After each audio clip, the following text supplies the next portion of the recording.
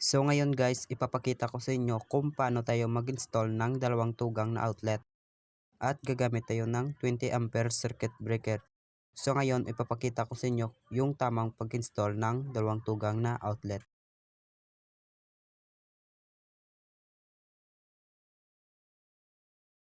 So kadalasan, ito yung nakikita ko kapag mag-install ng outlet yung iba.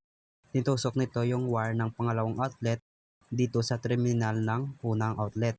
So ito yung iwasan natin guys, kasi kapag mataas dito yung load na isasaksak natin, possible na masunog yung wire or masira yung outlet natin. So para maiwasan yung guys, so ito yung gagawin natin. So kunin natin tong mga wire dito sa terminal na to.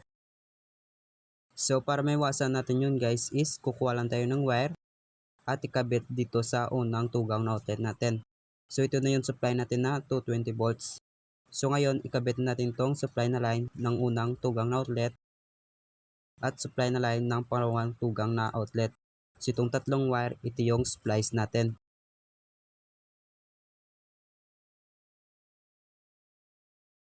Next, ito na yung supply natin na neutral. Sa supply natin na neutral, dito natin i-connect ang supply niya neutral ng unang tugang na outlet at supply niya neutral ng pangalawang tugang na outlet.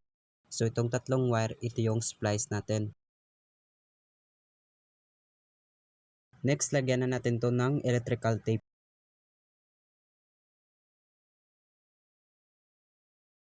Next, kabit naman natin tong mga wire dito sa unang tugang na outlet. So ito na yung supply natin na line, tusok natin dito.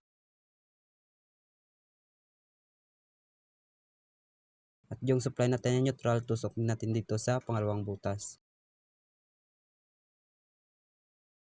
So ikabit na natin tong unang tugang na outlet.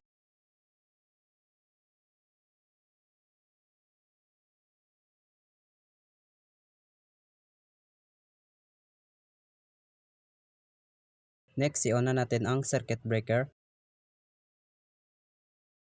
So ngayon, i-try natin tong dalawang tugang na outlet natin gamit ang test valve. So unang saksakan at pangalawang saksakan. Dito naman tayo sa kabila. So unang saksakan at pangalawang saksakan. At sana nakashare sa inyo guys. So like and share guys for more tips. Don't forget to follow my page.